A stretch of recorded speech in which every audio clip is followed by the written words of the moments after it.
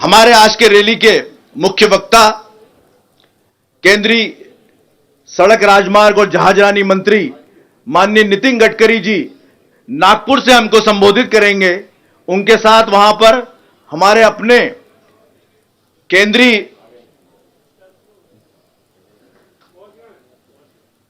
मंत्री प्रहलाद पटेल जी,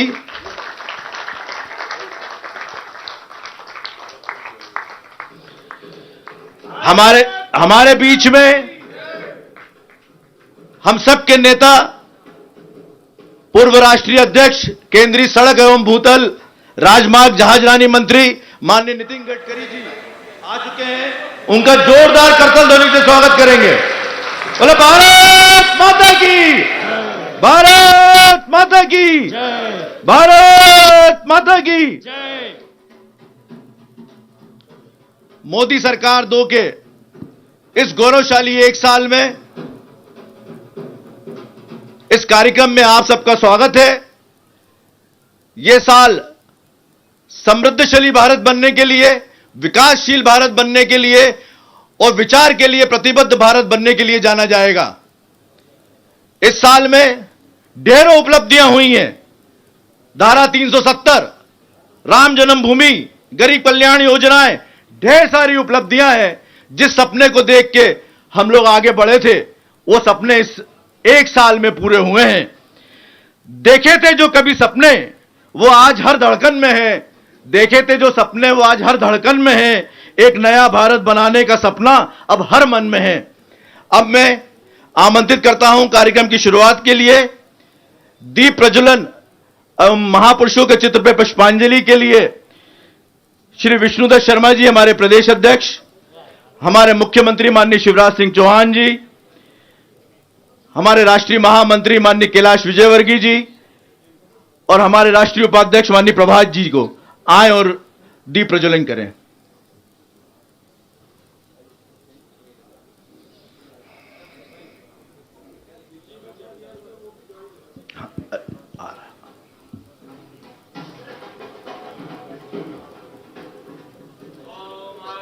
ओम स्वस्ति न इंद्रो वृधस्रवाः स्वस्ति नः पूषा विश्ववेदाः स्वस्ति नस्तारिक्षो अरिष्टनेमि स्वस्ति नो बृहस्पतिर्दधात्यो द्योः शान्तिर्तरिक्षगो शान्तिः पृथिवी शान्तिरापः शान्तियोगदयः शान्तिः वनस्पतयः शान्तिर्विश्वे देवाः शान्ति ब्रह्म शान्तिः सर्वगो शान्तिः शान्तिरेव शान्तिः सामः शान्तिरेधि सुशान्तिर्भवतु।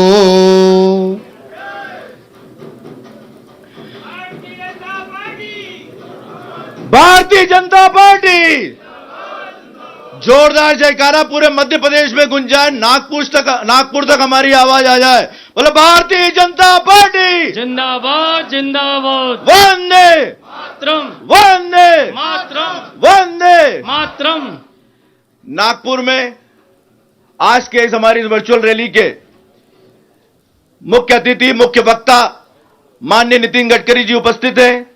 उनके स्वागत के लिए मैं अनुरोध करूंगा कि पटका देके हमारे केंद्रीय मंत्री माननीय प्रहलाद पटेल जी उनका स्वागत करें। माननीय प्रहलाद पटेल जी।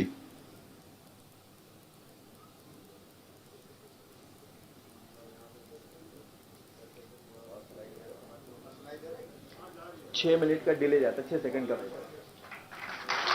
तालियां जोरदार करतल ध्वनि से स्वागत करेंगे। वहां पर नागपुर में उपस्थित है हमारे प्रदेश के कोषाध्यक्ष श्री हेमंत खंडेलवाल जी। उनसे अनुरोध है कि वो स्वागत करें। दूसरा हमारा वेन्यू है दिल्ली। दिल्ली में हमारे मंचासीन अतिथि हैं श्री थावरचंद जी गहलोत, श्री फग्गन सिंह जी कुलस्ते, श्री सत्यनारायण जटिया जी और हमारे साथ दिल्ली में जुड़े हुए हैं हमारे प्रदेश के प्रभारी डॉक्टर विनय सहस्त्रबुद्धे जी और हमारे केंद्रीय मंत्री मुरैना से सांसद श्री नरेंद्र सिंह तोमर जी। अब मैं भोपाल वापस आता हूं और अनुरोध करता हूं हमारे वर्चुअल रैली टीम के सदस्य श्री नरेंद्र पटेल जी और भोपाल जिले के अध्यक्ष सुमित पचौरी जी से कि आए और हमारे मंचासीन अतिथियों का स्वागत करें।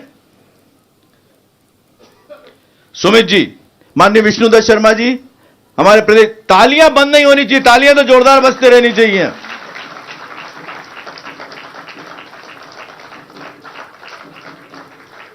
माननीय शिवराज सिंह जी चौहान, माननीय कैलाश विजयवर्गीय जी, माननीय प्रभात झा जी,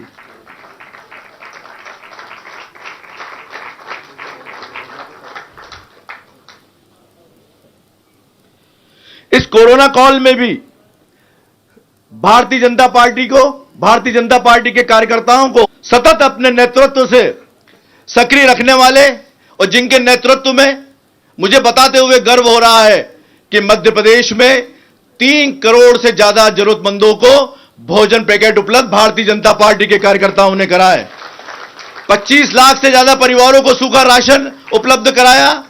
ऐसे हमारे युवा अध्यक्ष छतरपुर के सांसद माननीय विष्णुदत्त शर्मा जी को मैं आमंत्रित करता हूं कि आए और अपना स्वागत उद्बोधन दें। माननीय विष्णुदत्त शर्मा जी।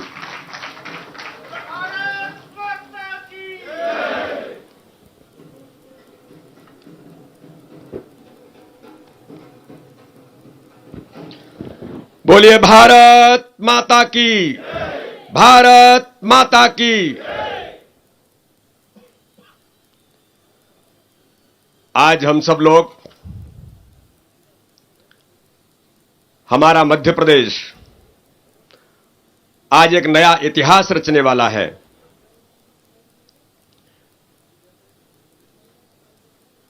आज हम एक ऐसे व्यक्तित्व के माध्यम से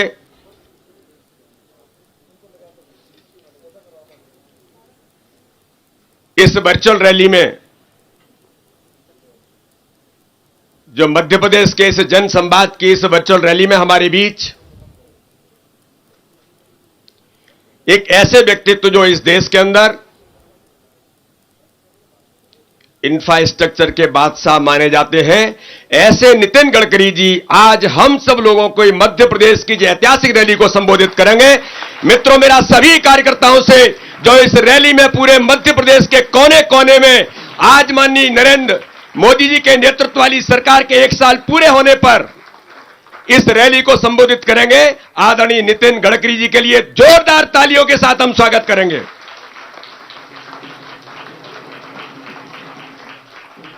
आज इस रैली में हमारे बीच उपस्थित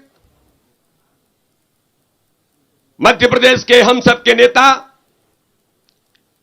यशस्वी मुख्यमंत्री और जिनको केवल मध्य प्रदेश नहीं पूरा देश संवेदनशील नेतृत्व के लिए जाने जाते हैं, ऐसे आदरणीय शिवराज सिंह चौहान हमारे बीच में उपस्थित हैं। आदरणीय शिवराज सिंह चौहान जी। दिल्ली से हमारे साथ केंद्रीय मंत्री आदरणीय थावरचंद गहलोत जी, हमारे देश के कृषि मंत्री मुरैना से सांसद आदरणीय नरेंद्र सिंह तोमर जी, राष्ट्रीय महासचिव आदरणीय कैलाश विजयवर्गीय जी। और कैलाश जी के बारे में एक बार जोरदार तालियां इसलिए बजाना है कि वो पश्चिम बंगाल के अंदर रणभेरी में जिस प्रकार से वो लगे हैं, उन्होंने पूरी कमान संभाल करके जो वर्चुअल रैली कल ऐतिहासिक हुई है बंगाल के अंदर माननीय गृह मंत्री अमित शाह जी की, तो उसका नेतृत्व भी वहां पर सारी व्यवस्थाओं को संभालने का काम आदरणीय कैलाश जी भाई साहब वहां पर कर रहे थे। हमारी इस रैली के अंदर हमारे बीच राष्ट्रीय उपाध्यक्ष, हमारे पूर्व प्रदेश के अध्यक्ष आदरणीय प्रभात झा जी उपस्थित हैं। दिल्ली से हमारे केंद्रीय मंत्री आदरणीय फग्गन सिंह कुलस्ते जी, और आज इस रैली में हमारे बीच उपस्थित हमारे संगठन महामंत्री आदरणीय सुहास भगत जी। इस रैली में जो मुझे अग्रिम पंक्ति में हमारे सभी मध्य प्रदेश सरकार के मंत्री, वरिष्ठ पदाधिकारीगण और मध्य प्रदेश के अंदर कोने कोने में इस वर्चुअल रैली को देख रहे मेरे सभी कार्यकर्ता, नागरिक भाइयों और बहनों, आज हम सब इस रैली में आप सबका मैं स्वागत करता हूं। इस रैली के अंदर नागपुर से हमारे केंद्रीय मंत्री नितिन गडकरी जी हमको संबोधित करेंगे। आदरणीय प्रहलाद पटेल जी वहां पर उपस्थित हैं। मैं आदरणीय प्रहलाद पटेल जी का भी स्वागत करता हूं और हमारे प्रदेश के कोषाध्यक्ष हेमंत खंडेलवाल जी आज वहां पर नागपुर में जाकर के इस रैली में उन्होंने अपनी उपस्थिति दर्ज कराई है। मध्य प्रदेश के 7.5 करोड़ जनता की ओर से आदरणीय नितिन जी का हम सब लोग हार्दिक अभिनंदन करते हैं, हार्दिक स्वागत करते हैं। मित्रों, भारतीय जनता पार्टी के नरेंद्र मोदी जी के नेतृत्व की सरकार ने पिछली 30 जून को 1 वर्ष पूरा किया है। 30 मई को 1 वर्ष पूरा किया है। इससे पहले के 5 साल में इस देश के अंदर नरेंद्र मोदी जी के नेतृत्व में जो 5 साल हमारी सरकार ने पूरे किए, 6 साल नरेंद्र मोदी जी के नेतृत्व में सरकार ने जो पूरे किए हैं, आज हम सब लोग गर्व के साथ कह सकते हैं मित्रों कि इस देश के अंदर एक ऐतिहासिक कार्यकाल माननीय नरेंद्र मोदी जी के नेतृत्व में जो भारतीय जनता पार्टी की सरकार ने जो 6 साल पूरे करके अभी 30 मई को हम सब लोग आज इस रैली के माध्यम से उनकी उपलब्धियों को लेकर माननीय नितिन गडकरी जी के माध्यम से मध्य प्रदेश के कोने कोने में जनता को बताने के लिए आज हमारे नितिन गडकरी जी हमारे बीच उपस्थित हैं। मैं आज आप सबको बताना चाहता हूं कि अगर 6 साल से पहले की सत्ता के बारे में भारत की स्थिति को देखने का प्रयास करते तो हमको केवल घोटाले ही दिखते थे। हमको दिखता था कि संपूर्ण देश भ्रष्टाचार में डूब गया है। हमको दिखता था कि पूरे देश के अंदर कहीं भी जाने का प्रयास करते थे तो जनमानस के अंदर गरीब से लेकर के आम नागरिक इस भारत का ये कहता था कि भारत के अंदर दुरावस्था का दौर चला है। लेकिन मित्रों, मुझे कहने में गर्व है कि आज इस संपूर्ण देश के अंदर प्रधानमंत्री नरेंद्र मोदी जी ने सत्ता जब प्राप्त की, पहले दिन से उन्होंने तय कर दिया कि पंडित दीनदयाल उपाध्याय के उन विचारों को जो उन्होंने कहा था कि अंतिम छोर के व्यक्ति के विकास जब होगा तब यह देश परम वैभव पर पहुंचेगा। मित्रों, मुझे बताने में गर्व है कि माननीय नरेंद्र मोदी ने जिस दिन से सत्ता अपने हाथ में ली उसी दिन से उन्होंने तय कर दिया यह सरकार गरीबों की सरकार होगी और देश के अंदर गरीबों के लिए खड़े होकर के सरकार पांव पड़क बिछा करके उनके लिए काम करना प्रारंभ कर दिया। इसलिए आज हम देखने का प्रयास करते हैं कि देश के अंदर इंफ्रास्ट्रक्चर में, देश की अर्थव्यवस्था को बनाने में, गरीबों के जीवन स्तर को ऊंचा उठाने में केवल माननीय मोदी जी ने पिछले 5 वर्ष के कार्यकाल में यह तय नहीं किया, यह नारा नहीं दिया कि हम गरीबी हटाने का नारा देंगे।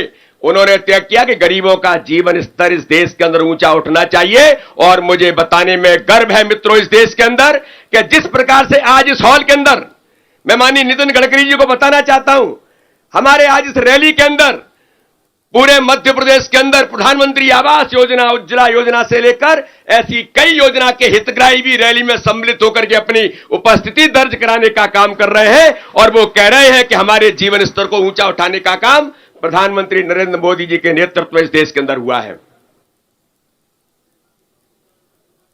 पिछले 1 वर्ष के कार्यकाल में माननीय मोदी जी ने जो ऐतिहासिक काम किए, हम सब लोग जानते हैं कि जो मैंने कहा कि इंफ्रास्ट्रक्चर, अर्थव्यवस्था को मजबूत बनाना, गरीबों के जीवन स्तर को ऊंचा उठाने का काम, तो पिछले 1 वर्ष के कार्यकाल में माननीय मोदी जी ने तय कर दिया कि ये जो 5 साल होंगे और 1 साल के अंदर उन्होंने तय कर दिया कि देश की सुरक्षा, देश का स्वाभिमान, देश के मानव सम्मान के लिए इस भारत के अंदर काम करने की आवश्यकता है। और माननीय प्रधानमंत्री ने मुझे आज इस रैली के अंदर संपूर्ण मध्य प्रदेश को बताने में गर्व इस बात का है कि मित्रों, मोदी जी के नेतृत्व में जिस प्रकार के देश की सुरक्षा के लिए, देश के स्वाभिमान के लिए ऐसे निर्णय करने का केवल प्रयास नहीं किया, चर्चा नहीं की, इस देश के अंदर जो असंभव था उन बातों को, उन निर्णयों को संभव बनाने का काम भारत की संसद में किसी ने किया तो देश के यशस्वी प्रधानमंत्री नरेंद्र मोदी ने किया।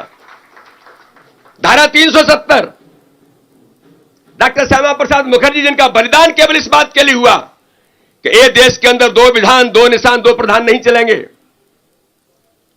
और उन्होंने बलिदान इस नारे पर दिया। मित्रों, आज भारतीय जनता पार्टी के लाखों कार्यकर्ता इस रैली को जो आज सुन रहे हैं, माननीय नितिन गडकरी जी हमको संबोधित करेंगे। आज वो सारे कार्यकर्ताओं को गर्व इस बात का है कि जिस बात के लिए, जिस नारे के लिए और जिस दुरावस्था के लिए जो उस समय के शासनकाल में उन्होंने उद्योग मंत्री का पद छोड़ करके आंदोलन प्रारंभ जम्मू कश्मीर के अंदर कर दिया था, आज वो सपना इस देश के अंदर नरेंद्र मोदी के नेतृत्व में पूरा हुआ है। सीए कानून बनाकर के उन लोगों को जो धार्मिक आधार पर प्रताड़ित हो रहे थे, ऐसी मुस्लिम महिलाएं,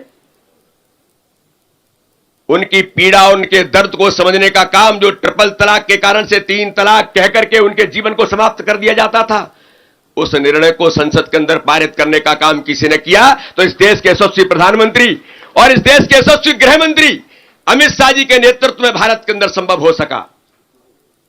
मित्रों, इन बातों का उल्लेख मैं इसलिए कर रहा हूं कि असंभव को संभव बनाना और चुनौतियों को अवसर में बदलने का नाम ही इस देश के अंदर नरेंद्र मोदी है। इसलिए कोई भी समस्या जब आई है इस देश के अंदर, उन समस्याओं पर एक प्रतिबद्धता के साथ खड़े होकर माननीय नरेंद्र मोदी ने जिस प्रकार से पूरे देश के अंदर एक कानून बना करके और इस देश को एक इतिहास रचने का काम 1 साल के इस कार्यकाल में माननीय मोदी जी ने किया, इसके लिए आज 1 साल पूरे होने पर पूरे देश के अंदर एक भारत श्रेष्ठ भारत बनाने का संकल्प जो किसी समय में इस देश के अंदर स्वामी विवेकानंद ने लिया था। उन्होंने कहा था कि इस देश को श्रेष्ठ बनाने के लिए, इस भारत को आत्मनिर्भर बनाने के लिए, इस भारत को वैभवशाली संपन्न बनाने के लिए मुझे ऐसे भारत का चित्र चाहिए।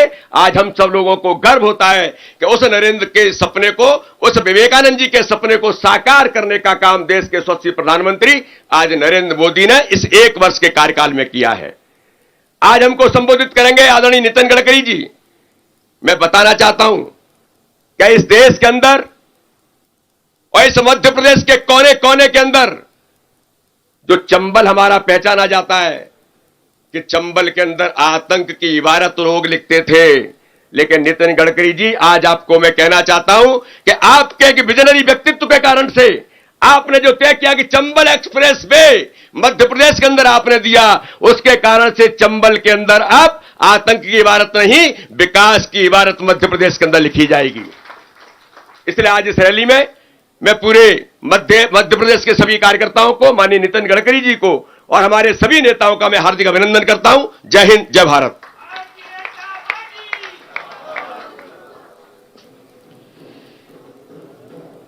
चरेवेती चरेवेती जिनका मूल मंत्र है, सेवाई जिनका स्वभाव है, ऐसे हमारे गरीबों के लिए समर्पित, संवेदनशील, यशस्वी मुख्यमंत्री जो 4थी बार जिन्होंने मध्य प्रदेश की शपथ ली, मुख्यमंत्री पद की शपथ ली है, और जिन्होंने न केवल मध्य प्रदेश की जनता के लिए इस कोरोना काल में, बल्कि मध्य प्रदेश से गुजरने वाले उत्तर प्रदेश, बिहार, हरियाणा और दिल्ली के प्रवासी मजदूरों की भोजन और वाहन की व्यवस्था की है, ऐसे हमारे संवेदनशील मुख्यमंत्री माननीय शिवराज सिंह जी चौहान को मैं बड़े आदर और सम्मान के साथ आमंत्रित करता हूं। माननीय शिवराज जी।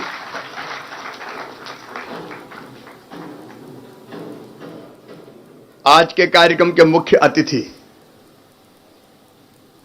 पहले अतिथि को भाषण देने प्रदेश में आना पड़ता था,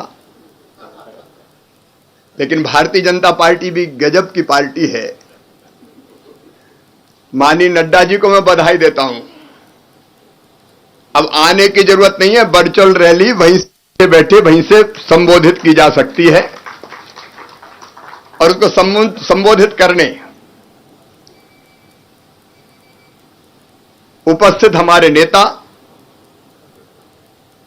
बिना पैसे के काम कैसे किया जाता है ये अगर सीखना हो तो उनका नाम है नितिन गडकरी जी। आदरणीय नितिन जी, हमारे प्रदेश के भाग्यशाली अध्यक्ष, जब से पांव पड़े तब से कांग्रेस का तो बंटे ढार है। भाई विष्णुदत्त शर्मा जी, आदरणीय थावरचंद गहलोत जी, आदरणीय नरेंद्र सिंह तोमर जी, राष्ट्रीय महासचिव आदरणीय श्रीमान कैलाश विजयवर्गीय जी, राष्ट्रीय उपाध्यक्ष आदरणीय श्रीमान प्रभात झा जी, केंद्रीय मंत्री आदरणीय फग्गन सिंह कुलस्ते जी, संगठन महामंत्री आदरणीय सुहास जी, यहां उपस्थित और केवल यहां नहीं, भाभी गांव-गांव में उपस्थित मेरे प्रिय बहनों और भाइयों, आप सबको भोपाल से ही दोनों हाथ जोड़ के प्रणाम करता हूं, नमस्कार करता हूं। दूसरे कार्यकाल का 1 बरस पूरा हो गया। विस्तार से माननीय नितिन जी बताएंगे, लेकिन लोग जो कहते थे ये हो ही नहीं सकता, लोग तो छोड़िए, भाजपा के कार्यकर्ता ही कहते थे कि वो कश्मीर से धारा 370 तो हटे ही नहीं सकती। लोग मजाक उड़ाते थे, बोले राम मंदिर बनेगा थोड़ी, बस भाजपा वाले केवल नारे लगाते रहते हैं। किसी ने सोचा नहीं था, जो लगभग असंभव लगता था, उस असंभव को संभव करके दिखाया है। सही कहा, असंभव को संभव करने का नाम है श्रीमान नरेंद्र मोदी जी, और भारत को भगवान का वरदान है श्रीमान नरेंद्र मोदी जी। काम गिनाएंगे तो घंटों लग जाएंगे। हमको सम्मानी नितिन जी को सुनना है, लेकिन संकट में घबराते नहीं है नरेंद्र मोदी। चुनौती को अवसर में कैसे बदलते हैं, कोरोना के संकट से कैसे निपटा जाए। सारी दुनिया में जब हाहाकार मचा था, ये नरेंद्र मोदी थे जिन्होंने कोरोना से निपटने की नई राह पूरी दुनिया को दिखाई। सारा देश एकजुट होकर उनके पीछे खड़ा हो गया। कोरोना वॉरियर्स का सम्मान हो। थाली शंख झालर बजाने का मामला पूरा देश बजा रहा था। जनता कर्फ्यू, देश अपने आप बंद हो गया। 9 मिनट तक प्रकाश करो, पूरा देश दिवाली जैसा जगमगा गया। ऐसे नेता जिनके पीछे हिंदुस्तान की 130 करोड़ जनता खड़ी है, और अब उन्होंने मंत्र दिया है, आत्मनिर्भर भारत का मंत्र। कभी किसी ने सोचा था क्या? 1,70,000 करोड़ का गरीब कल्याण पैकेज कोरोना के संकट से निपट। अगर गिनाऊंगा तो नितिन जी का पूरा समय मैं ही खा जाऊंगा, इसलिए लंबी बात नहीं करूंगा। लेकिन हमने तय किया आत्मनिर्भर भारत के लिए आत्मनिर्भर मध्य प्रदेश। एक सरकार ऐसी थी मध्य प्रदेश में जिसने पूरी तरह से मध्य प्रदेश को तबाह और बर्बाद कर दिया था। कहते हुए तकलीफ होती, मन पीड़ा से दर्द से भर जाता है। मध्य प्रदेश के सेक्रेटरीएट को, वल्लभ भवन को दलालों का अड्डा कमलनाथ और दिग्विजय सिंह ने बना दिया था। विकास के सारे काम ठप, और तो और मंत्री और विधायक नहीं मिल पाते थे। ठेकेदार अगर है तो ले आओ। बदनाम कर दिए पूरे मध्य प्रदेश को। विकास के काम ठप हो गए, वचन निभाए नहीं गए, वादे पूरे नहीं किए गए। आज सरपंच अगर सुन रहा हो तो उनको मैं कहना चाहता हूं, और तो और पंचायतों के पैसे भी दादा कमलनाथ खा गए। अभी 1555 करोड़ रुपए पंचायतों में भिजवाए। संकट के समय मध्य प्रदेश के किसानों की फसल बीमा योजना के पैसे नहीं दिए पिछले साल के। 2,990 करोड़ रुपया किसानों के खाते में डाले, और किसान भाइयों अभी तो ये अंगड़ाई है। 4,500 करोड़ और आने वाले, चिंता मत करो। अब भारतीय जनता पार्टी की सरकार है, मोदी जी भारत के प्रधानमंत्री है। वो सरकार रोना रोती थी, पैसे ही नहीं है, पैसे ही नहीं है। मैं बताना चाहता हूं कि अब तक 26,000 करोड़ रुपया गरीब किसान, माताओं बहनों और बेटे बेटी, भांजे भांजियों के खाते में डाले जा चुके हैं। गेहूं खरीदी में नया रिकॉर्ड बन गया। कमलनाथ दादा खरीदते गेहूं क्या? अरे जोर से बताओ, खरीदते क्या? अब तक पंजाब का नाम होता था, नंबर 1 पंजाब रहता है खरीदी में। हिंदुस्तान की आजादी के इतिहास में पहली बार पंजाब को पछाड़ के मध्य प्रदेश नंबर 1 पर पहुंच गया। और यह भी तब जब दादा कुछ तैयारी करके गई नहीं थे। बाकी कामों से फुर्सत मिलती तो बारदानों की व्यवस्था करते। बारदाने नहीं, खरीदी केंद्रों की व्यवस्था नहीं, दिनों रात सारी व्यवस्थाएं करके। और कैलाश जी, बंगाल में भी बाद में गड़बड़ हो गई, जूट के बारदाने नहीं मिले, बाद में साइक्लोन आ गया। लेकिन गेहूं खरीदी का नया रिकॉर्ड बना। प्रधानमंत्री जी ने स्ट्रीट वेंडर्स के लिए, ठेले वाले, फल वाले, सब्जी वाले, पान के ठेले, चाय की गुमटी, खोमचे वाले, उनके लिए कहा 10,000 रुपए तक का लोन गारंटी सरकार लेगी, 7% ब्याज केंद्र सरकार भरेगी। धन्य नरेंद्र मोदी जी, आपको धन्यवाद। मध्य प्रदेश में हमने रजिस्ट्रेशन चालू कर दिया। 7% केंद्र सरकार भरेगी, बाकी बची मध्य प्रदेश सरकार भरेगी, बिना ब्याज के गारंटी भी सरकार देगी। आज अभी जब मैं इस कार्यक्रम में आया, रोजगार सेतु योजना का शुभारंभ करके आदरणीय विष्णुदत्त शर्मा जी, आपको मैं बधाई देना चाहता हूं। प्रदेश के संगठन को, वरिष्ठ नेतृत्व को प्रधानमंत्री जी ने आह्वान किया, मजदूर आने लगे, उनको कोई कष्ट ना हो जाए। प्रदेश की सरकार ने बसों की व्यवस्था की, प्रशासन भी लगा, लेकिन चाय, नाश्ता, भोजन, पानी और यहां तक के पांव में, कैलाश जी, आप लोगों ने भी जूते चप्पल पहनाने का काम किया। अध्यक्ष खुद जूते चप्पल पहना रहे थे। अद्भुत सेवा की। लेकिन मध्य प्रदेश की धरती पर बाहर से आए सभी मजदूरों को रोजगार मिले, इसलिए रोजगार सेतु योजना पोर्टल बन गया, रजिस्ट्रेशन हो गया। वो जो स्किल्ड लेबर है, काम जानते हैं, और वो फैक्ट्री या ठेकेदार जहां काम की जरूरत है, एक पोर्टल पर ले आए। और आज मैं प्रसन्नता के साथ सूचना दे रहा हूं, उनको रोजगार मिलना आज से प्रारंभ हो गया। गांव के लिए हमने योजना बनाई है, जितने स्ट्रीट वेंडर है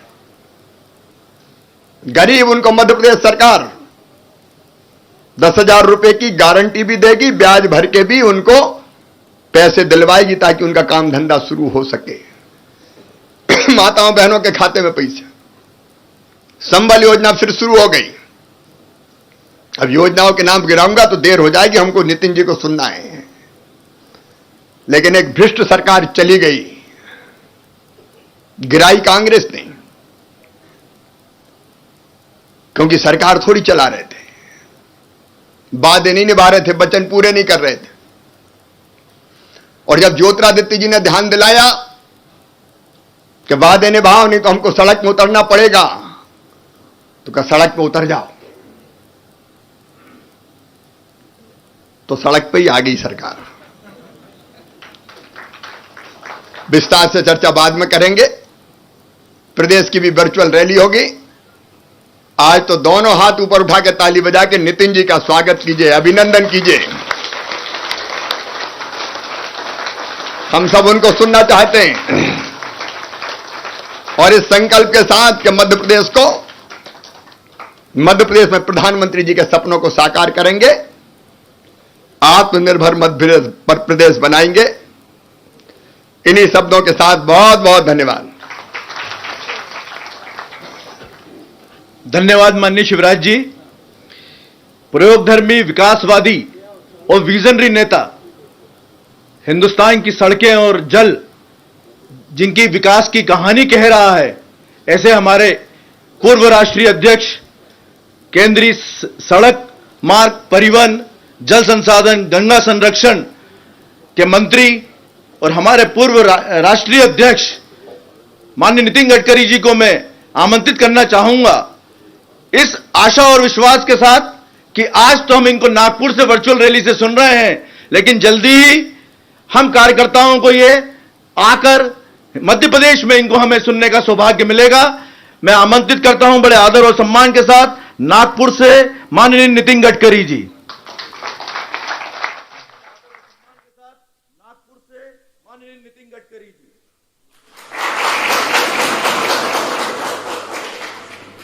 नमस्कार। हमारे पार्टी के मध्य प्रदेश के अध्यक्ष आदरणीय विष्णुदत्त जी, मध्य प्रदेश की तस्वीर भविष्य जिन्होंने बदला भी है और मध्य प्रदेश को हिंदुस्तान का एक प्रगतिशील, समृद्ध और संपन्न राज्य बनाने का संकल्प किया है, ऐसे हमारे जननेता आदरणीय मुख्यमंत्री शिवराज जी, मंत्रिमंडल में मेरे सहकारी आदरणीय थावरचंद जी, नरेंद्र सिंह जी, प्रहलाद जी, फग्गन सिंह जी, हमारे पार्टी के उपाध्यक्ष प्रभात जी, हमारे दूसरे उपाध्यक्ष मध्य प्रदेश के प्रभारी विनय जी, विशेष रूप से बंगाल में बहुत प्रतिकूल परिस्थिति में संघ जनता पार्टी की बहुत अच्छी प्रगति और विकास किया है, ऐसे हमारे पार्टी के अखिल भारतीय महामंत्री आदरणीय कैलाश जी, पूर्व अध्यक्ष जटिया जी, आदरणीय हेमंत जी और सभी तमाम कार्यकर्ता भाई और बहनों, और मेरा आवाज जो लाखों करोड़ों लोग मध्य प्रदेश के सुन रहे हैं, वो तमाम मेरे भाई और बहनों,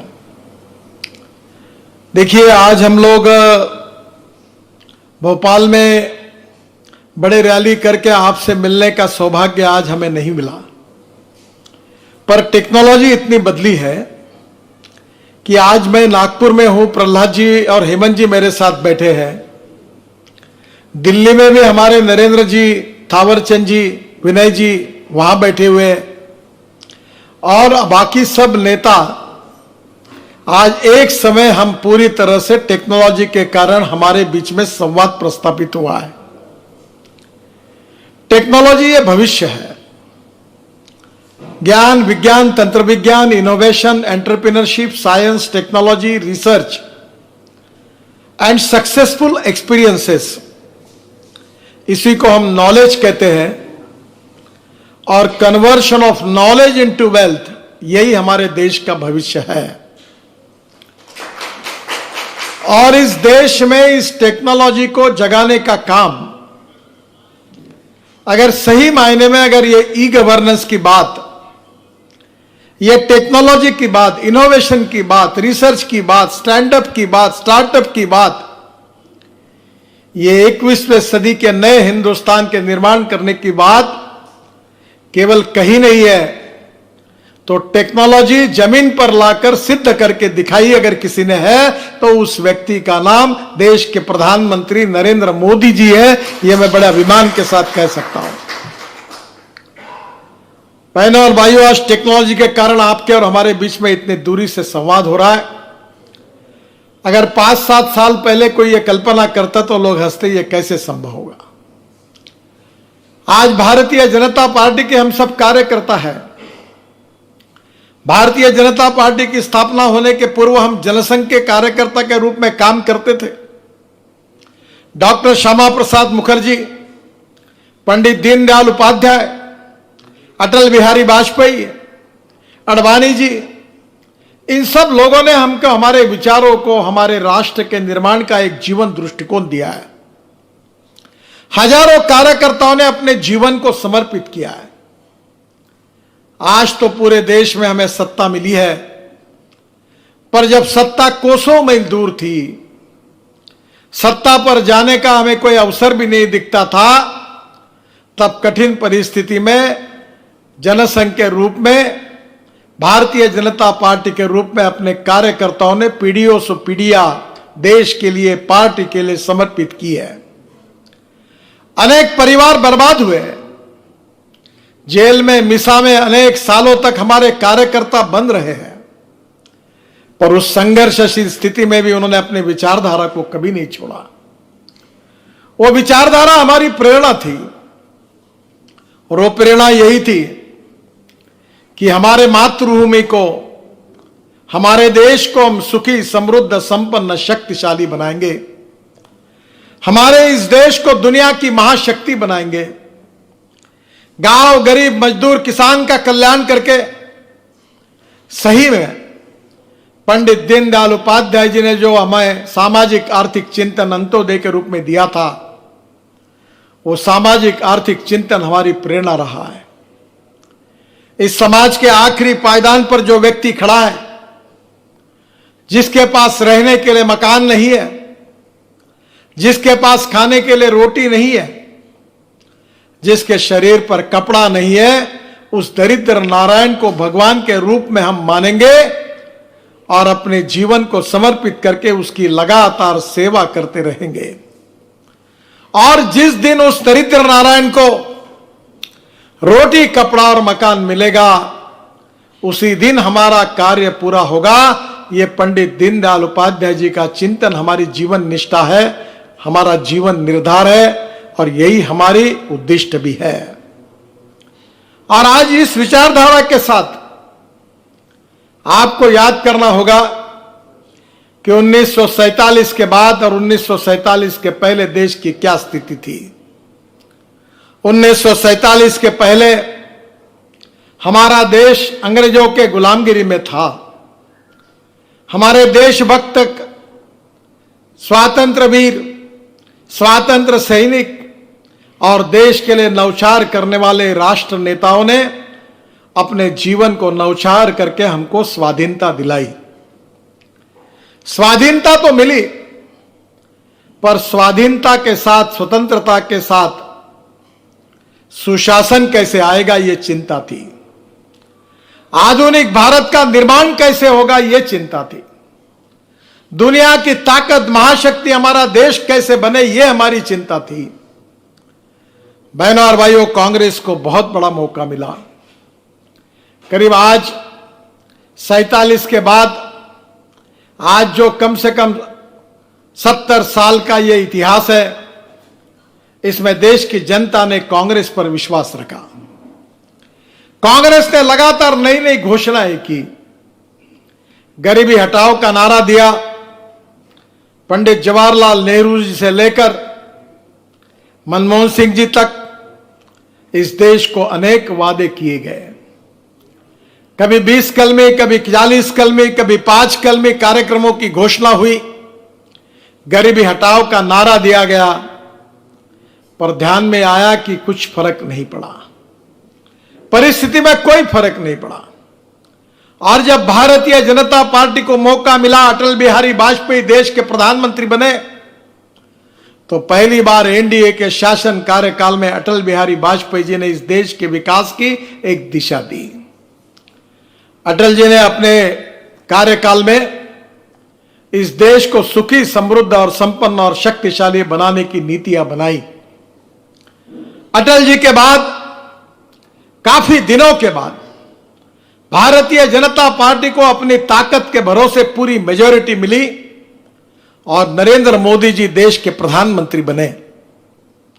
पहली बार भारतीय जनता पार्टी के कार्यकर्ताओं ने जो परिश्रम किए थे, जो प्रतिकूल परिस्थिति में जो त्याग, तपस्या और बलिदान का परिचय दिया था, जिन्होंने अपने जीवन की बाजी लगाकर अपने विचारधारा के लिए, अपने संगठन के लिए अपनी जान पूरी तरह से जोखिम में डालकर समर्पित की थी, उन लाखों करोड़ों कार्यकर्ताओं के बलिदान के कारण, उनके निष्पृह, निस्वार्थी, समर्पित भाव से जो कार्य उन्होंने किया, उसी का परिणाम था कि नरेंद्र मोदी जी के नेतृत्व में भारतीय जनता पार्टी को सफलता मिली।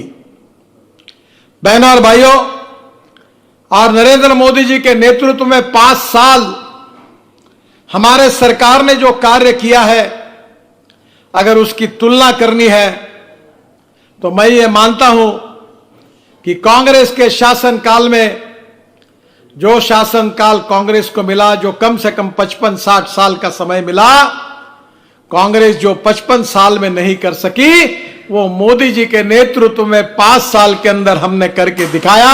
यही हमारे सरकार का सबसे बड़ा काम है।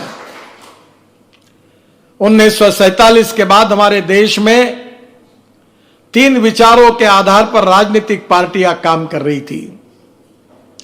एक था समाजवाद, दूसरी विचारधारा थी साम्यवाद और तीसरी विचारधारा थी पूंजीवाद। आप जरा इस प्रकार से इस देश का जरूर अध्ययन करिए और तभी हमको समझ में आएगा कि भारतीय जनता पार्टी का इस देश के लिए क्या योगदान है। पंडित जवाहरलाल नेहरू देश के पहले प्रधानमंत्री बने और पंडित जवाहरलाल नेहरू जी के ऊपर एक रशिया का इन्फ्लुएंस था।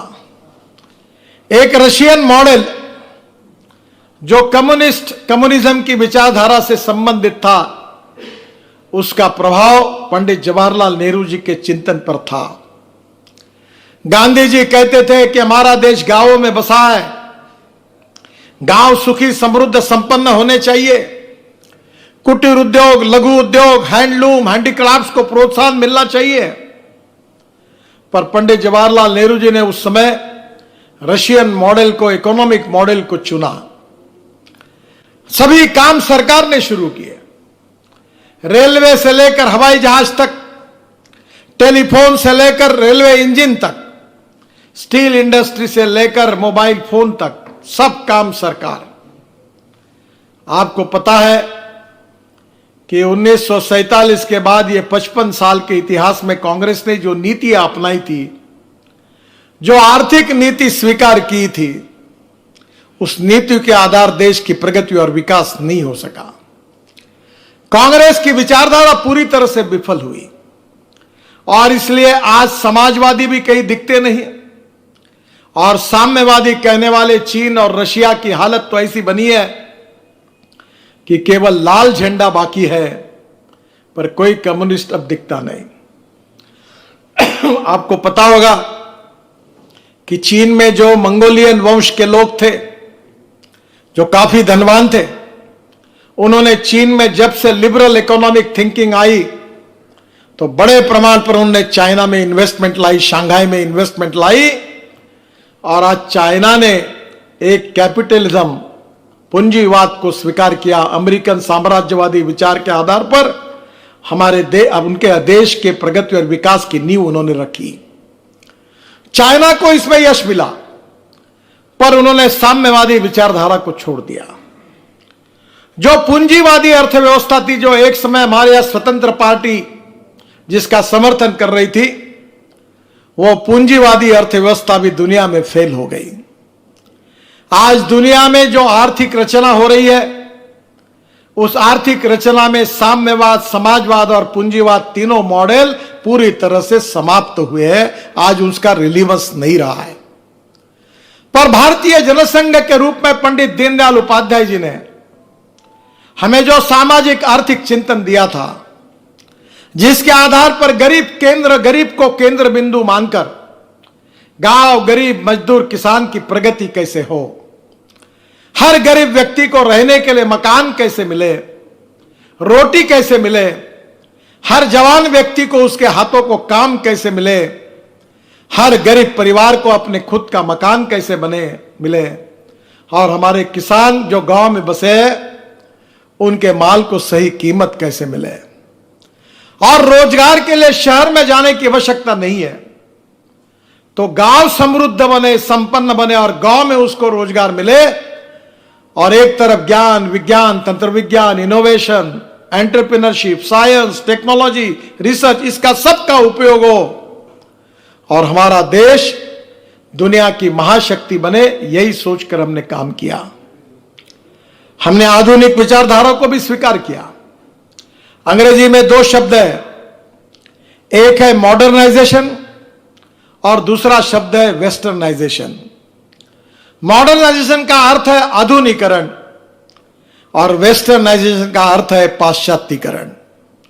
बहनों और भाइयों, हमारे विचारधारा में हमने आधुनिकरण को स्वीकार किया, टेक्नोलॉजी को स्वीकार किया और साइंस टेक्नोलॉजी कितना बड़ा चमत्कार कर सकती है और उसके आधार पर हमको देश को कैसे सुरक्षित करना है, इसका गंभीरता से हमने योजना बनाकर उसका अमल भी किया। आज हमारा देश एक तरफ टेक्नोलॉजी का उपयोग कर रहा है, ज्ञान विज्ञान तंत्र विज्ञान का उपयोग कर रहा है, startup, stand up, innovation, upgradation of technology, infrastructure 21वीं सदी का सब बातें इंटरनेशनल स्टैंडर्ड की एक तरफ हो रही है, तो दूसरी ओर शिक्षा के माध्यम से इतिहास, संस्कृति, विरासत के आधार पर मूल्याधिष्ठित जीवन पद्धति, मूल्याधिष्ठित परिवार पद्धति, इसका आधार लेकर हम किस प्रकार से हमारे समाज को संपन्न बनाएंगे। केवल हम भौतिकवाद के आधार पर केवल सुखी और समृद्ध नहीं बनेंगे, तो हमारी आध्यात्मिक आस्था, मूल्याधिष्ठित जीवन पद्धति, हमारा इतिहास, हमारी संस्कृति, हमारी विरासत, इसके आधार पर हम विश्व का कल्याण कर सकते हैं। यह विचार भी हमने दिया। मुझे याद है कि शिकागो में स्वामी विवेकानंद जी का भाषण हमारे लिए एक विचारधारा के रूप में है। उन्होंने वहां कहा था कि मैं यह कहने के लिए नहीं आया हूं, क्योंकि सभी लोगों के भाषण हुए अलग अलग धर्म के लोगों के। जब विवेकानंद जी का अवसर आया तब उन्होंने कहा कि मैं यह कहने के लिए नहीं आया हूं कि मेरा भगवान श्रेष्ठ है या मेरा धर्म श्रेष्ठ है। मैं यह कहने के लिए आया हूं कि आप जिस पर आस्था रखते, जो भी आपका धर्म हो, आपका भगवान हो, वो श्रेष्ठ है। हमारे संस्कृत में एक सुभाषित था, आकाशात पतितम तोयम यथा गच्छति सागरम सर्वदेव नमस्कार केशवम प्रति गच्छति। और यही विवेकानंद जी ने यही कहा, और आगे यह कहा कि मैं यही प्रार्थना करता हूं कि केवल मेरे धर्म के लोगों का कल्याण हो, ऐसा नहीं, तो पूरे मानव जाति का कल्याण हो, पूरे विश्व का कल्याण हो। यह भाव उन्होंने हमारे संस्कृति, इतिहास और विरासत के आधार पर जिस धार्मिक मूल्यों को हम मानते हैं, वही बात विवेकानंद जी ने पूरे विश्व के सामने रखी। और आज विवेकानंद जी की विचारधारा पूरे दुनिया के लिए एक आदर्श के रूप में लोगों ने उसको स्वीकार किया। बहनों और भाइयों, एक तरफ हमारी जीवन पद्धति, हमारी परिवार पद्धति, हमारे संस्कार, हमारी शिक्षा पद्धति, और दूसरी ओर कंप्यूटर से लेकर टेक्नोलॉजी का उपयोग करके आज दुनिया में सॉफ्टवेयर इंडस्ट्री में पूरे वर्ल्ड में अगर डोमिनेशन किसी का है तो भारतीय इंजीनियर्स का है। वर्ल्ड में ये रेपुटेशन हमारे इंजीनियर्स ने पैदा किया है कि सॉफ्टवेयर इंजीनियर अगर दुनिया में किसी भी देश में अगर किसी कंपनी को लेना है तो भारतीय युवा का नाम जब सामने आता है तो उसका सिलेक्शन हो जाता है। यह हमने सिद्ध करके दिखाया। मैं जापान में गया था, जापान के प्रधानमंत्री जी ने मुझे पूछा था कि आपके देश में जो सॉफ्टवेयर इंजीनियर्स हैं वो इतने होशियार हैं। समझ में नहीं आता कि क्या उनके दिमाग में कोई मैथमेटिक्स के जीन्स है क्या। हमारे आज सॉफ्टवेयर इंजीनियर्स पूरे दुनिया में डोमिनेट कर रहे हैं। पूरे दुनिया में, पूरे विश्व में, अमेरिका में 10 डॉक्टर अगर अच्छे होंगे तो 4 डॉक्टर भारतीय है।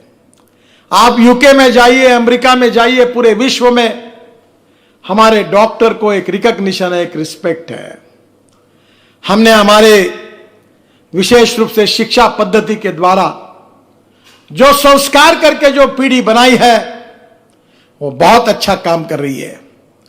पूरे विश्व में आज किसी भी देश में जाइए, हमारा जो भारतीय समाज है, कोई भोपाल से, कोई ग्वालियर से, कोई नागपुर से, कोई मुंबई से, कोई कलकत्ता से, कोई चेन्नई से, सब लोगों ने वहां जाकर अपना एक आदर्श स्थान प्रस्थापित किया है। बहनों और भाइयों, ऐसे देश की प्रगति और विकास का मॉडल यही भारतीय जनता पार्टी की सबसे बड़ी पूंजी है। राष्ट्रवाद, नेशनलिज्म, यह हमारी आस्था नहीं, हमारा जीवन है।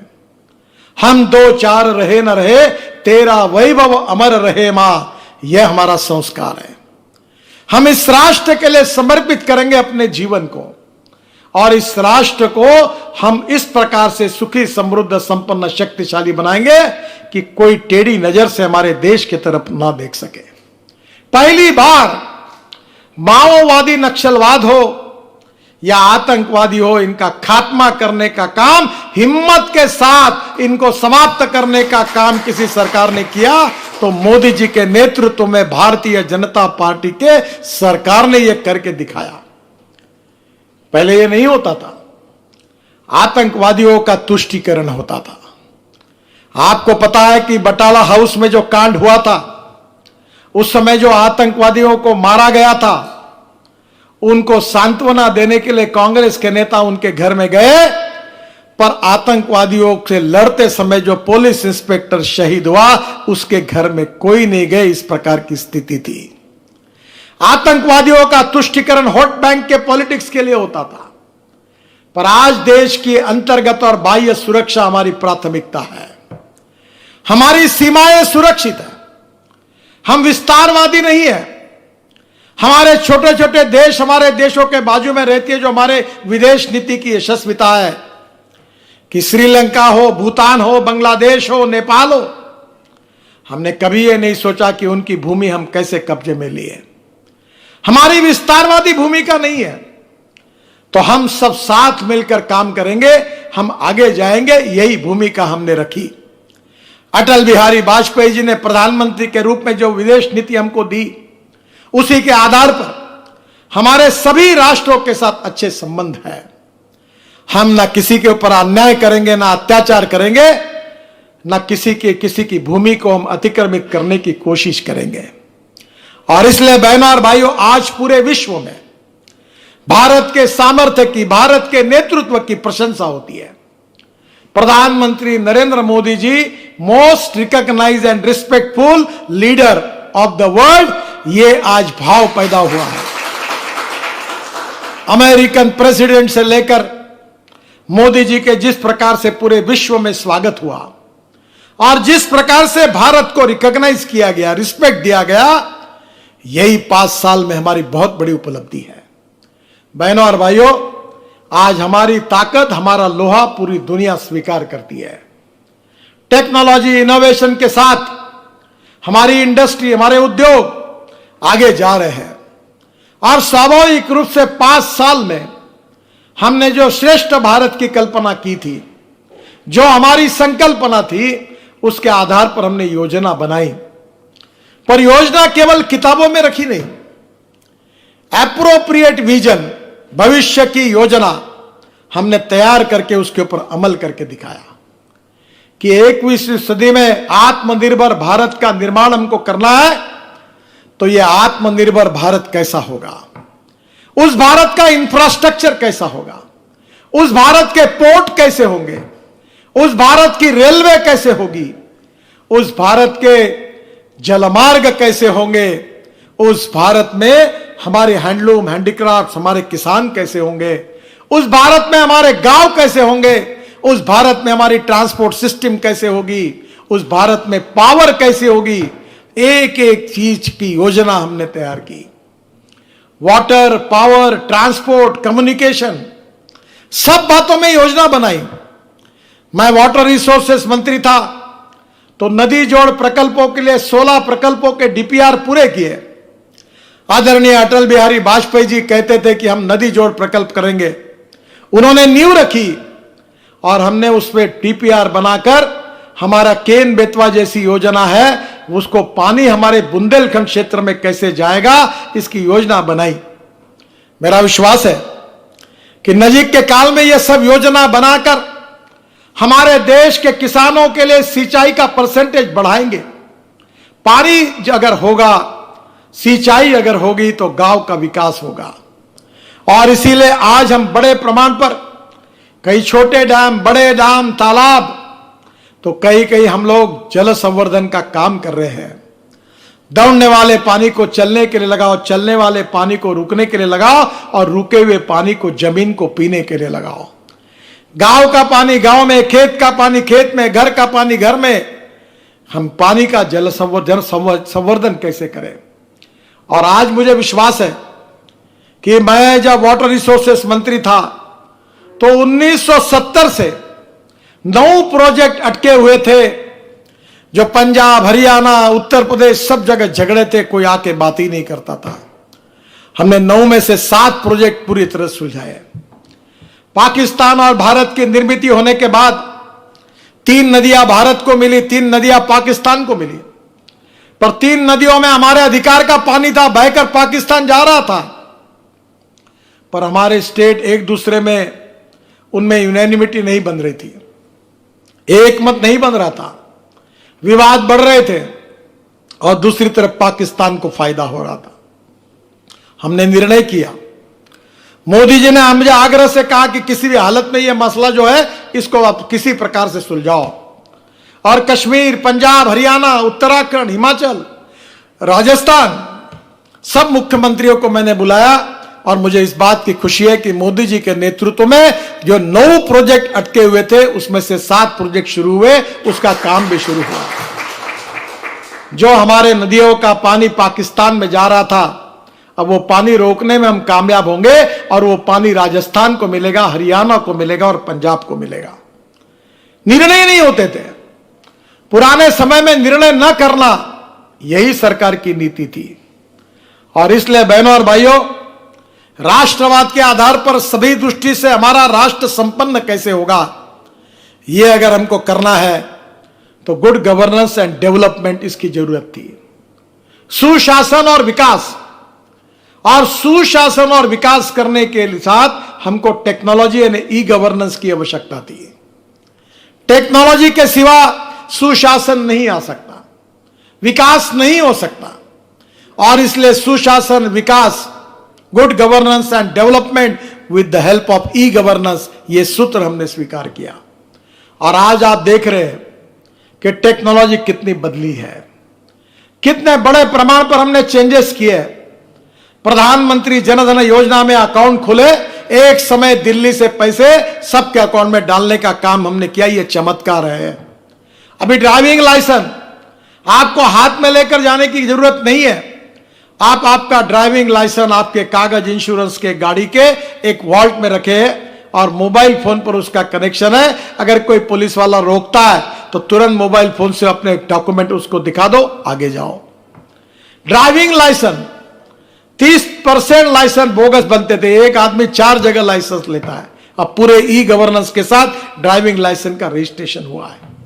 बहनों और भाइयों, टेक्नोलॉजी इतनी बदली है कि अब किसी भी चीज का मॉनिटरिंग हम कर सकते हैं, और यह सब करते समय मोदी जी के नेतृत्व में हमारी सरकार ने ध्यान रखा है कि समाज के जो शोषित है, पीड़ित है, दलित है, जो सामाजिक, आर्थिक, शैक्षणिक रूप से पिछड़े हुए हैं, वो अंत्योदय का सामाजिक आर्थिक चिंतन हमारा उद्देश्य होगा। 1 करोड़ लोग इस देश में साइकिल रिक्शा चलाते थे। पंडित दीनदयाल उपाध्याय जी कहते थे कि आदमी आदमी को खींचता है, इस रिक्शा में मैं नहीं बैठना चाहता, मुझे अच्छा नहीं लगता, यह आदमी का शोषण है।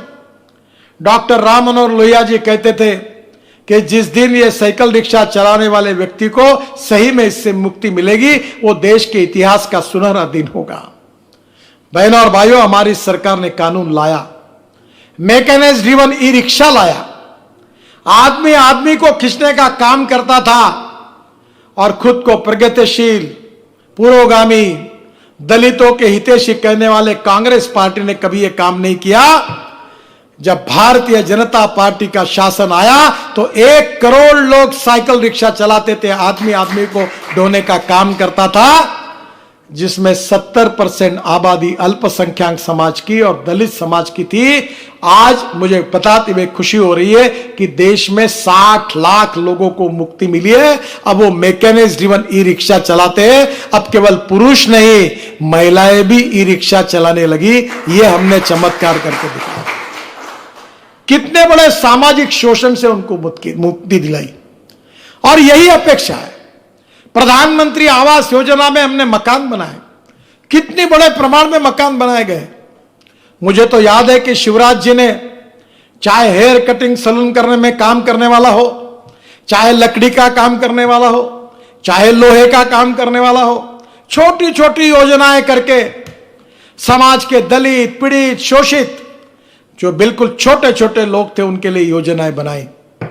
मैं बार बार इसकी प्रशंसा करता था कि समाज के ये जो शोषित पीड़ित लोग हैं, इनकी आवाज दिल्ली तक नहीं आती, पर उन लोगों को सम्मान से जीने का मार्ग मध्य प्रदेश के मुख्यमंत्री के नाते शिवराज जी ने दिखाया और वो एक आदर्श उदाहरण प्रस्तुत किया।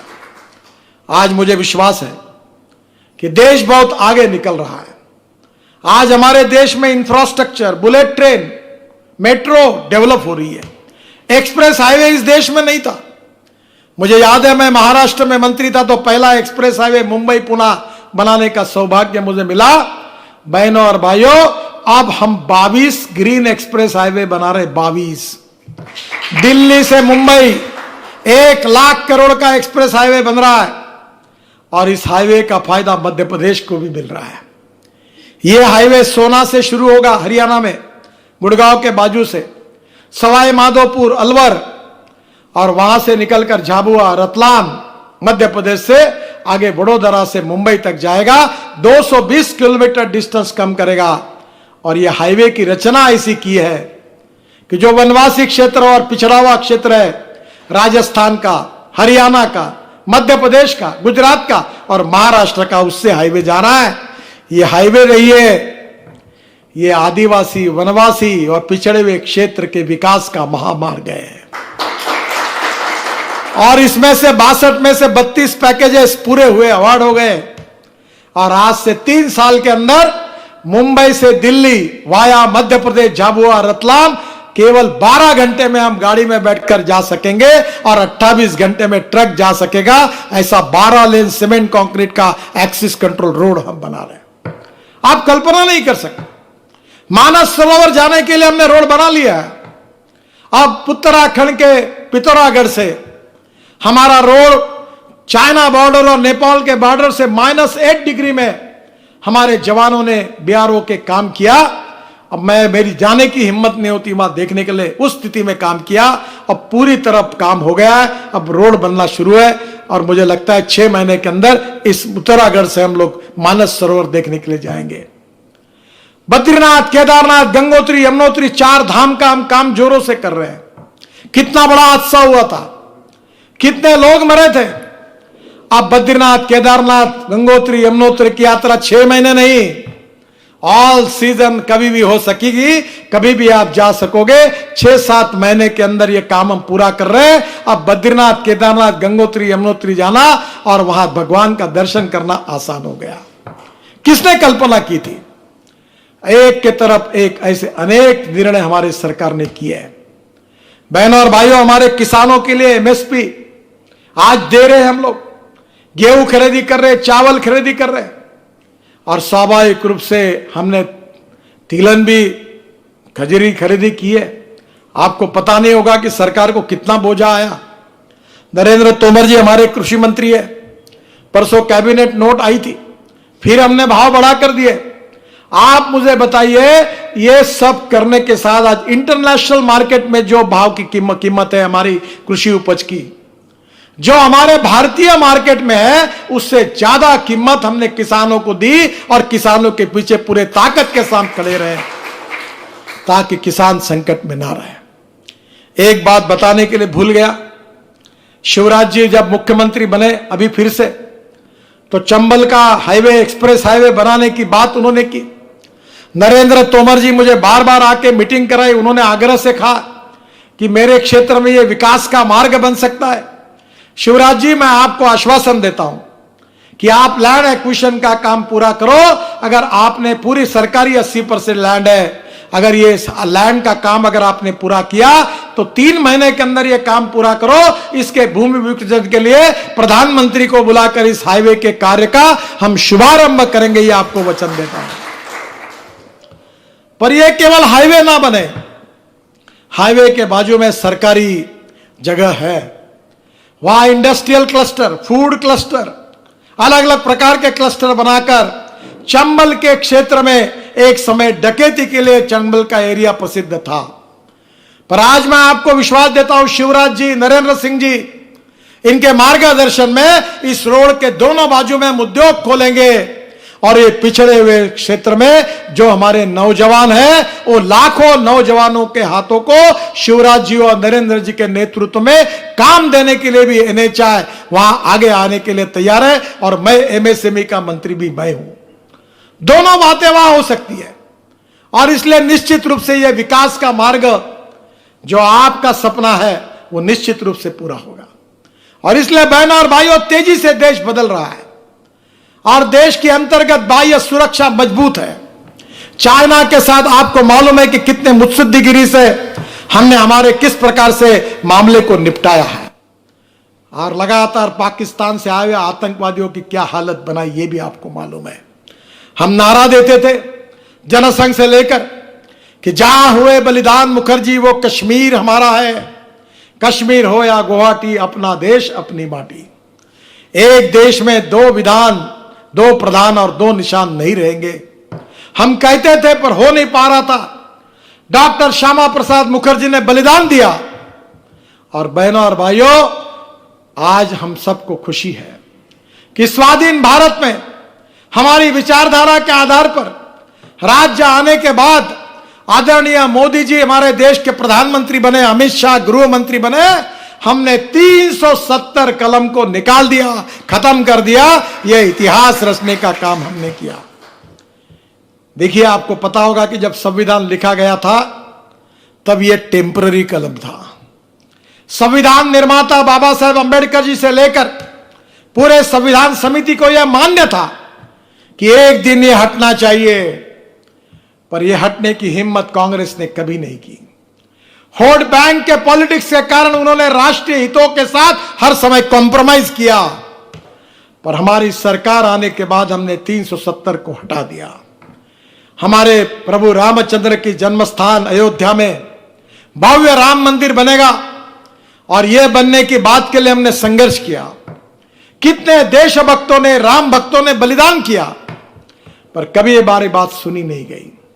सुप्रीम कोर्ट में निर्णय हुआ, जो अवशेष मिले, जो कोर्ट का निर्णय उससे सिद्ध हुआ कि वहां पहले भव्य राम मंदिर था, आज मार्ग खुला हुआ।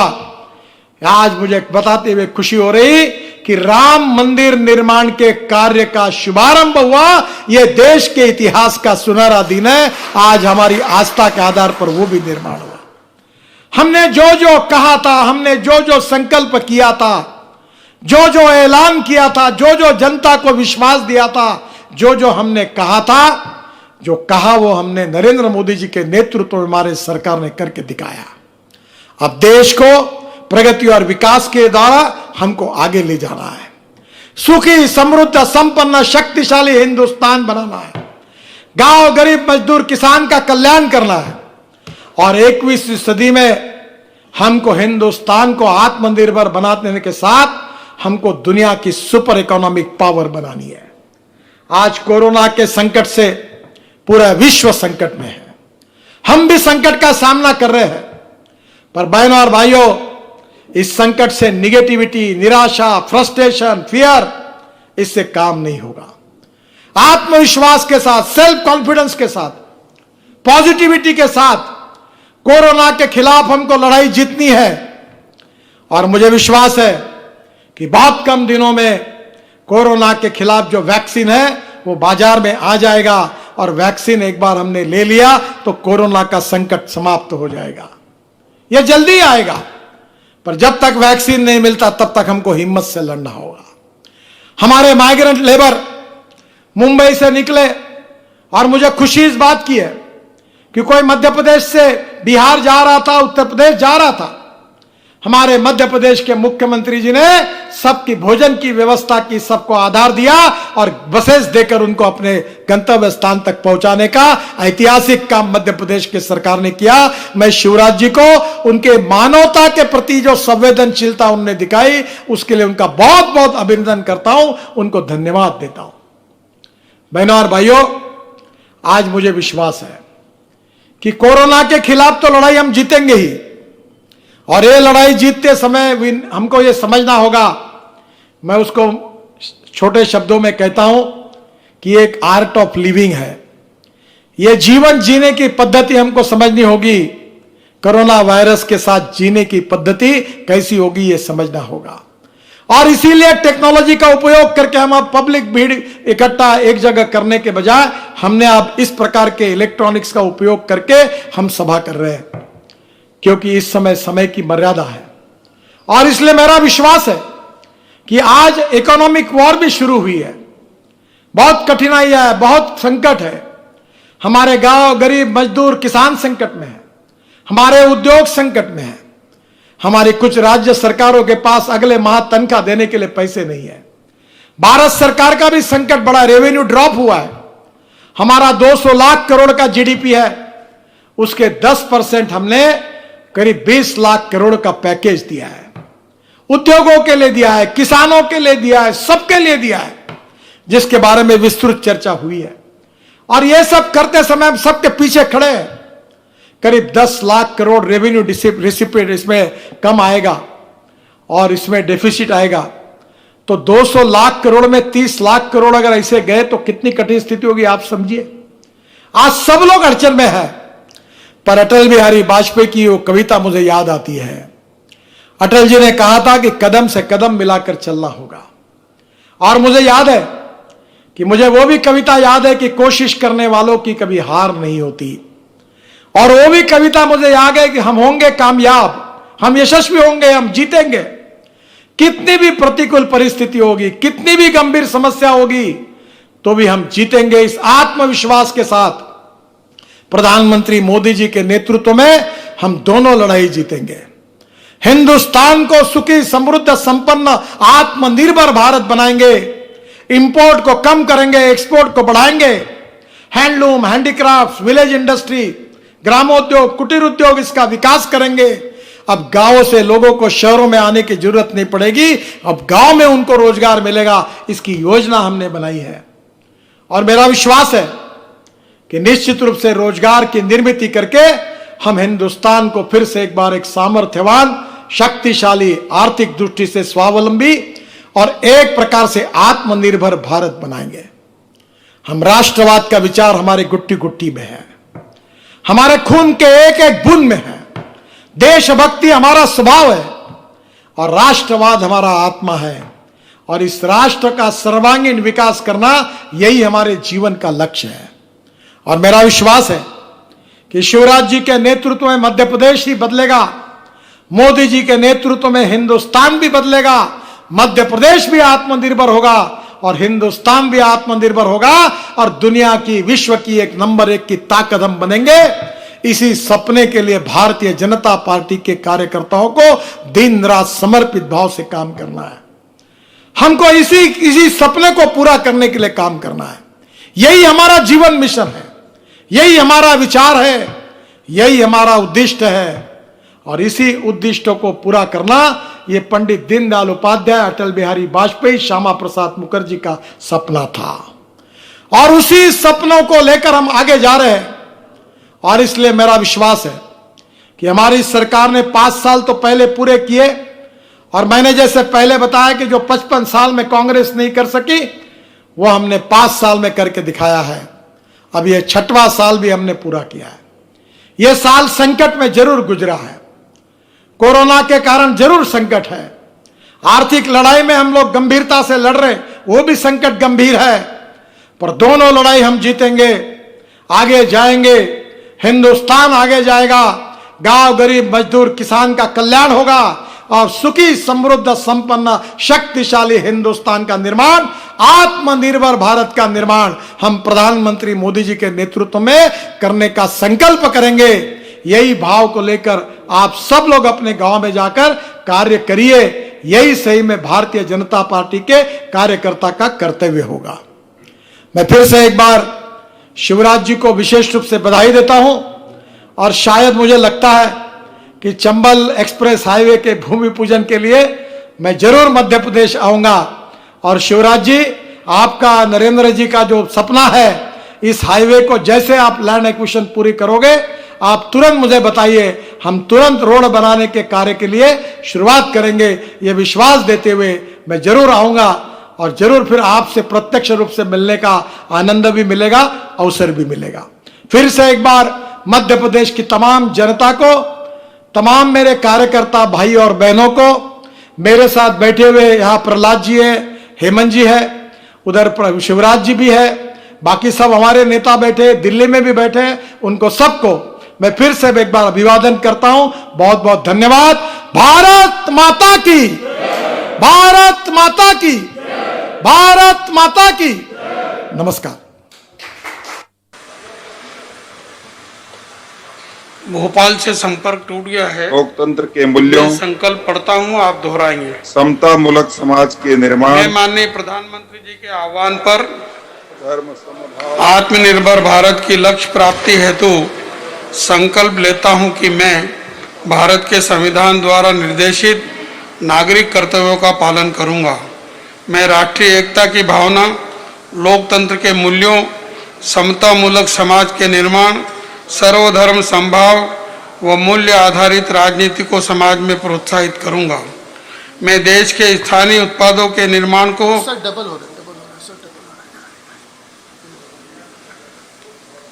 शुरू हो गया। सामाजिक जागरूकता, स्वास्थ्य एवं स्वच्छता के अभियान को आगे बढ़ाऊंगा। भारत माता की जय। बहुत बहुत धन्यवाद। भारत माता की जय। और अंत में रैली के समापन पे आभार के लिए मैं आमंत्रित करता हूं हमारे प्रदेश के मंत्री, सुरट के विधायक और वर्चुअल रैली टीम के हमारे प्रदेश के सदस्य शरदेंदु तिवारी जी को। शरदेंदु जी।